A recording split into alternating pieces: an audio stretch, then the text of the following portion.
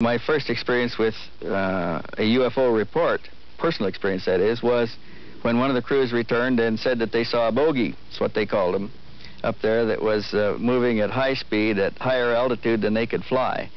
And the crews later, I found out that they often referred to them as enemy aircraft or Russian aircraft, but usually bogeys. And they tried to describe it, but it moved at faster speeds than anything we had. We didn't have jet airplanes then. Later we measured one that was flying 7,000 miles an hour, measured it on radar. So these clearly exceeded any of our capabilities in 1940s, any capabilities of anybody in the world in 1947.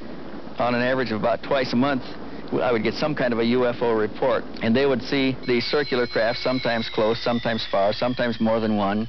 I remember a crew describing one sitting on the ice pack.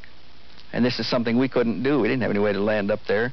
And they seemed to be operating in airspace without a visible support base. It took a fantastic base for us to maintain the B-29s, just to support them flying in the Arctic. I even had one crew describe one that they saw underwater that surfaced, rose off the water, and flew away. Now, this clearly exceeded any design capabilities that we knew of in the world. The B-29s flying these reconnaissance missions were equipped with a variety of cameras.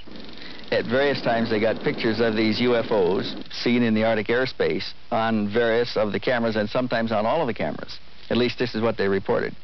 I never got to see any of it because we took the film cartridges out, packed it in the box, and shipped it off to Washington, to Andrews Air Force Base, where the officer was met by Pentagon intelligence and taken someplace. I never got any feedback on any of this. I never heard what they developed out of it, but the stories were fantastic.